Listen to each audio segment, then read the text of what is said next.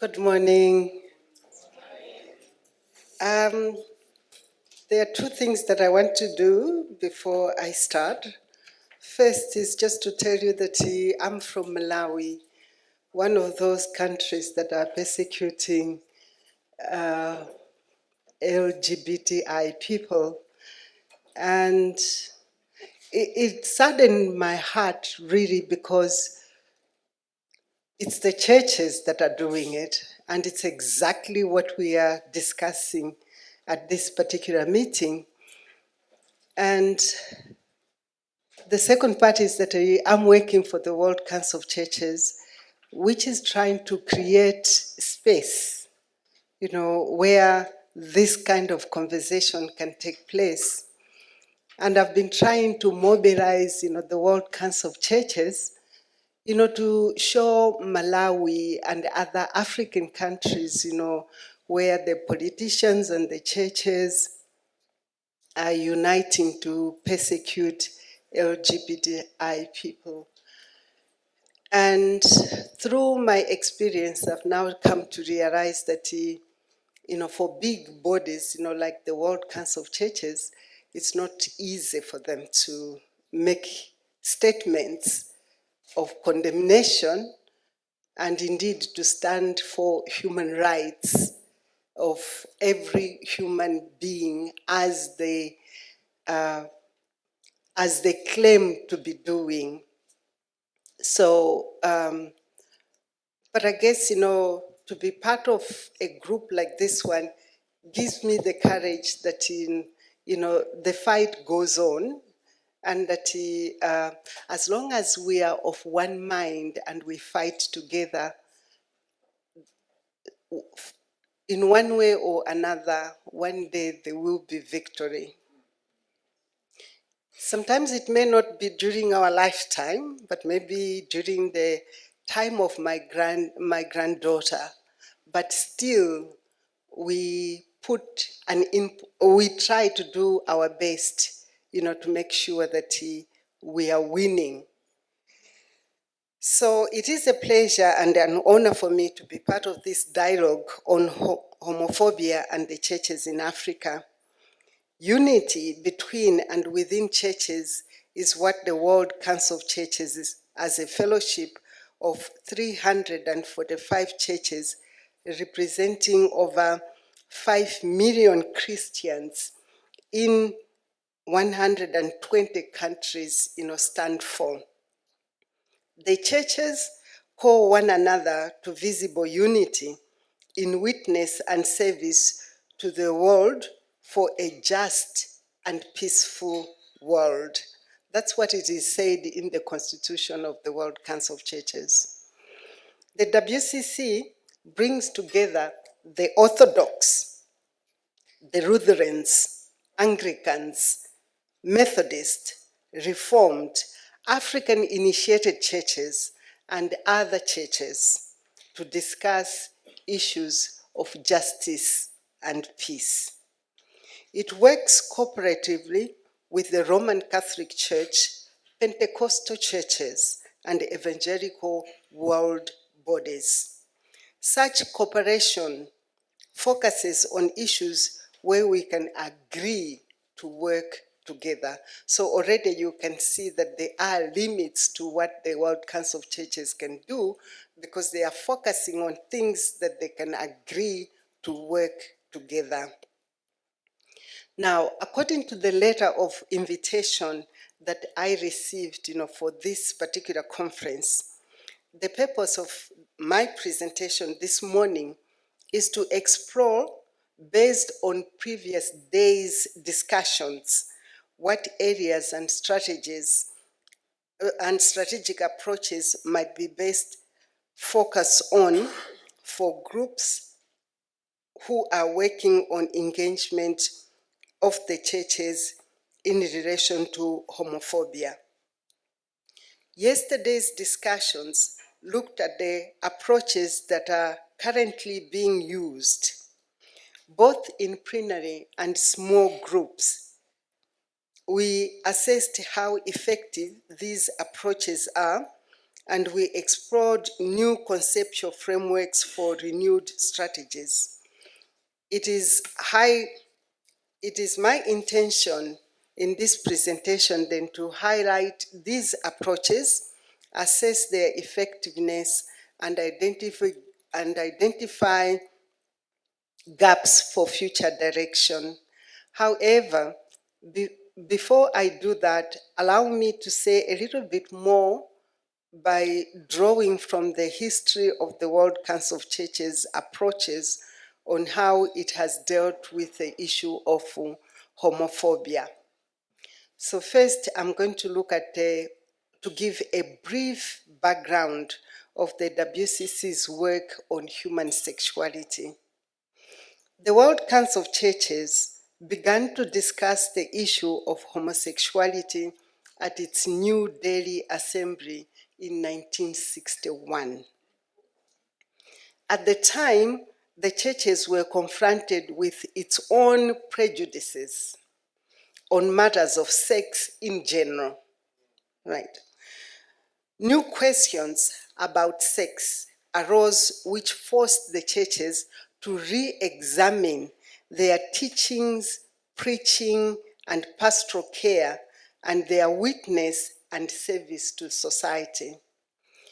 By the time of the Uppsala Assembly in 1968, the entry point of the debate was then on birth control. But they continued to state, and here I'm quoting, family patterns change in different social settings, and Christian marriage can find its expression in a variety of ways. We should like materials elaborating the problems of polygamy, marriage, celibacy, birth control, divorce, abortion, and also homosexuality to be made available for responsible study and action. So what we see here is that as early as the 1960s, the churches were themselves wanting to have materials that have been produced out of serious engagement with a theological backing so that they can study the material and then see what action they can take. Since 1961 to the present, the World Council of Churches has continued to dialogue on issues of homosexuality. And I just want to outline a few issues that have shown the methodology of their approach to this conversation. The first one is that the member churches have refused to study homosexuality on its own, but together with other sex-related issues that confront the churches. This has highlighted the issue of language to be used, as has been the case in this particular conference. Two, the WCC addressed issues of human sexuality through different theological, ethical, pastoral care studies in response to requests from the member churches. So whenever we are thinking of engaging the churches, we must also bear in mind that the churches themselves already desire for that to happen. Three, studies were successful insofar as they did not pretend to lead to WCC position taken by the Central Committee, but rather provide information and considerations for careful discussions by the member churches together and in their different cultural contexts. So being a global organization, emphasis has been on, different cultural contexts, that one has to be sensitive to this issue. This approach has, in one way or another, been an advantage as well as a disadvantage, as we'll see later. 4, the World Council of Churches has functioned well as a space for facilitating and enabling the dialogue on issues related to human sexuality. In recent times, there has been a careful check on whether we are talking about creating safe spaces for discussions or spaces of grace, and what we mean theologically by the use of such terms. So we are now being encouraged to come up with a theological conversation that looks at the terminology that we are using: spaces of grace and spaces of grace and safe spaces. What do we mean when we use this kind of language? And 5, since the Canberra Assembly in 1968, the issue of homosexuality progressively has taken center stage because the gay and lesbian caucus groups and LGBTI-friendly churches within the fellowship have constantly placed the issue on the agenda, despite constant opposition from the conservative churches. And here again, we see the importance of being in conversation with the people who are affected by such kind of conversation. And then my recent experience has also shown me that when we come to spaces where decisions are being made, when the LGBTI-friendly churches are quiet, then they open space for those who are against to occupy that space. And therefore, you come out with a negative outcome simply because the good people have decided to keep quiet. And 6, as a global fellowship of churches, the WCC is in a unique situation to engage member churches holding different views and positions on human sexuality. By not being part of the local and national church scene, the WCC as an organization sees itself as being in a privileged position to offer safe space for fruitful encounter rather than being directly involved in the immediate debates. The World Council, the church's responses to the request of the WCC General Secretary has made the Council a trusted custodian of the diverse church perspectives on the issue. This challenges the World Council of Churches to develop the capacity for listening and hearing different church voices, telling different but authentic stories and experiences.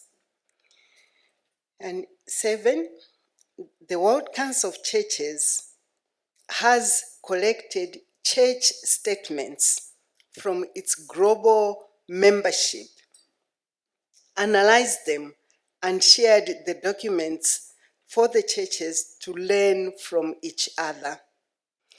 The review of church statements, which affirm the diversity of positions among the churches, and the series of seminars and consultations provided a methodology of respect of diversity, sensitivity, and an atmosphere of dialogue.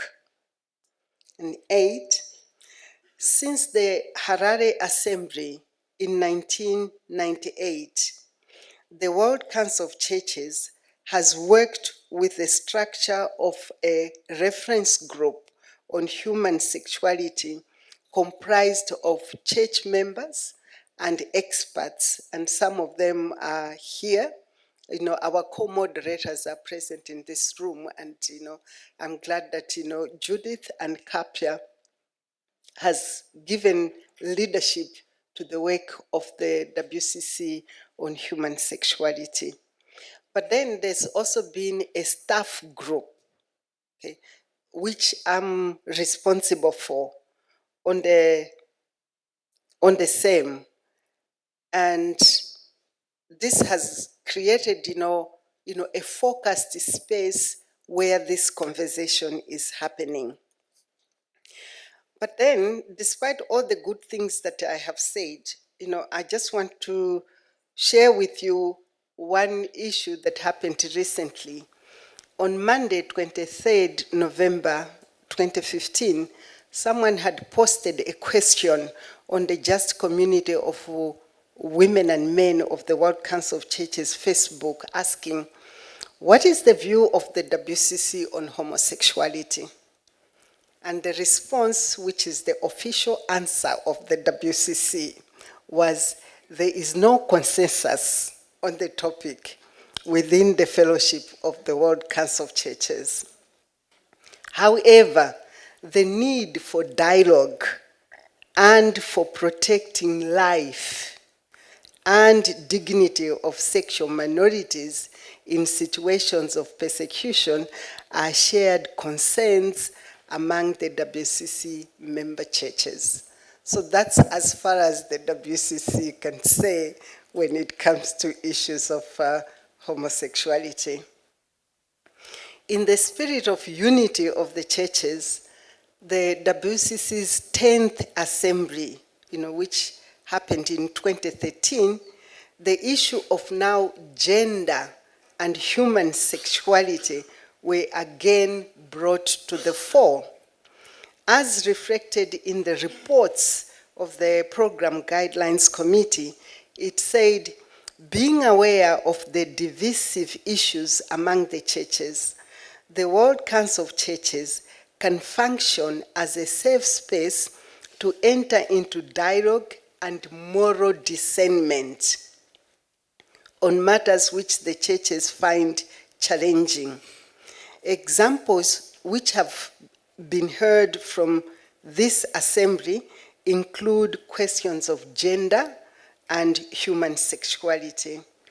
Controversial issues have their place within that safe space on the common agenda, remembering that tolerance is not enough, but the baseline is love and mutual respect. In this way, what has been discussed at this conference is being echoed, in the statement of the World Council of Churches. So the WCC has used its convening role to follow up on this recommendation to create safe spaces and spaces of grace for its member churches and the ecumenical movement to debate on issues of gender and human sexuality. Now, coming to the areas and strategic approaches for groups who are working on engagement of the churches in relation to homophobia, I have a few points, to share. The first one is the storytelling methodology. When we started our meeting yesterday, we listened to a narrative from a mother whose lesbian daughter was murdered. This was a significant start, which was echoed throughout the day by the various speakers in the plenary and in small groups. During break time discussions and during the inaugural lecture, all these showed that the best kind of theology emerges from the real life experience in relation to sacred traditional theology. This is an approach that we are proud of and which we should carry forward with us even in our publications on this topic. Real stories touches people and help to transform negative attitudes to positive ones. Therefore, important for methodology is begin with experiences of the people. 2, we talked about workshops, seminars, and consultations. The question raised at this conference has centered on whether church leaders and members of the congregations have been overexposed to issues of LGBTIQ to the extent that people are saturated with information and there's no further growth happening. Others have feared that the information gathered through such spaces is used negatively and not for advancing transformation. Still, others questioned the request of funding partners to measure impact on participants through such spaces for dialogue. Again, drawing from the experience of the World Council of Churches, there have been many contacts and inquiries from member churches and groups in churches asking for more information on human sexuality to enrich their own discussions. Some of these discussions have been provoked partly through discussions on HIV and AIDS, and partly through educational curricula, and not least because it is one of the human rights issues currently on the agenda of many communities and churches. As long as there is demand coming from the churches, groups who are working on engagement of the churches in relation to homophobia should continue utilizing methodologies of seminars, workshops, and consultations. Creativity in sharing information is key, as we were already warned that one size does not fit all. For the WCC, this has worked to use such spaces to study relevant church documents, use contextual Bible studies, focus on sexual and gender-based violence, and people continue to debate. And 2, the issue of language, religious or secular. Dialogue with churches requires that we use language that the church and local people are familiar with. Yet the nature of the issue under discussion also requires the use of technical language of advocacy. In Gunda's presentation, he pointed out that human rights-based approach has assisted the LGBTI cause, but human rights and religious beliefs are still seen as mutually exclusive. Yet, LGBTI still seek acceptance on all levels and not just legal. Furthermore, our observation yesterday was that there is growing recognition that nomenclature LGBTI is helpful functionally, but does not do justice to the understanding that gender identity and sexual orientation is fluid. A key strategy in dealing with homophobia and transphobia, sexism in general, is to break down essentialist ideas of what constitutes women and men. What is the progress from a theology of compassion to harder work that requires people to recognize inherent dignity not dignity in response to a problem such as violence or exclusion. Both key presentations made by Gunda and West reminded us that the primary struggle of this terrain is inhibited in religious and theological spaces, notwithstanding psychological, sociological spaces as well. And fundamental to the issue is religious change.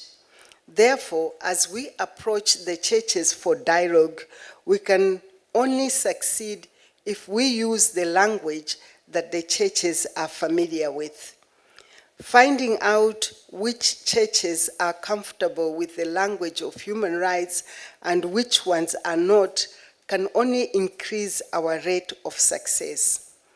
For the churches that do not want the language of human rights, experience has shown that the language of justice of God for all human beings works quite well.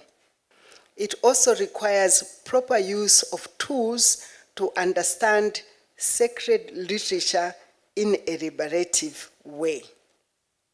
And this brings us to point number 4, which is theological education. On many occasions, mention was made of theological education.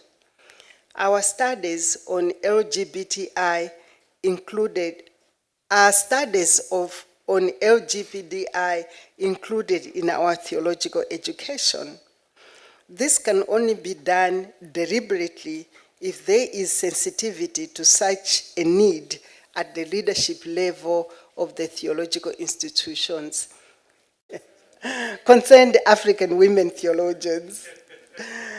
Okay, and Mese Odioye tells a story of a hammer and a drawer. And she says her bedroom drawer was stuck, okay, and she wanted to pull it out. So she used force, to shake it up and, pull it, and nothing was happening. If anything, it was beginning to break. And then her worker, came in and said, can I help? And then he started coaxing the drawer, like speaking to it until it actually came out. And then it just dawned on her that, maybe that's what we should be doing as African women theologians, who are fighting for gender justice. That, of course, there is time for using the hammer, to put your point forward, but the danger is you break the cupboard. And then if you use the coaxing method, it may take longer, but the drawer will be unstuck. So I thought maybe the same imagery can work for us in this forum, where we should be thinking of a hammer and coaxing method, in bringing out, these issues for discussion. So recognition that dialogue on the issue is not a sprinter, but a marathon was mentioned yesterday, which, requires that we pace ourselves out, but, knowing that, our aim is to win, and we win, by, encouraging a conversation to happen. And as we discuss, both whether, using a hammer or speaking softly, we have learned a very strong message that no discussion will happen about LGBTI issues without having LGBTI people on the table. So to conclude, I just want to look at a few questions which still need further engagement. One of the things that came out was the issue of theology of sin. Okay, there was mention of love the sinner and not the sin versus the theology of compassion. And at one point I thought I did not find both helpful. Theology of non-judgmentalism is what we want to promote. But at the same time, we see that, the theology of non-judgmentalism also says, you welcome the adulterers, murderers, thieves, and so why not gay people as if, they belong to the same category. So there we have a problem with our use of language and the selection of our theology. And for me, this is linked to the World Council of Churches discussion on spaces of grace, okay? Because when you say spaces of grace, what really are you saying? Are you saying that, the church is a space where grace happens and therefore it's open to everybody as long as you conform to what we want? Is that what the WCC means when it talks about, spaces of grace? So this is an area which I think I would encourage us, who are coming from a theological background to engage this kind of language that the WCC is promoting. And then there was also the mention of why individual sexual rights framing, or should we be talking about the social justice framing? Okay, I don't think we reached a conclusion on that statement, and I think this is something that we still need to take forward. And using the conversation that we had here, as well as what is happening in the WCC, there's the question of why are LGBTI issues always discussed in conjunction with morality discourses. We still need further conversation in this particular area.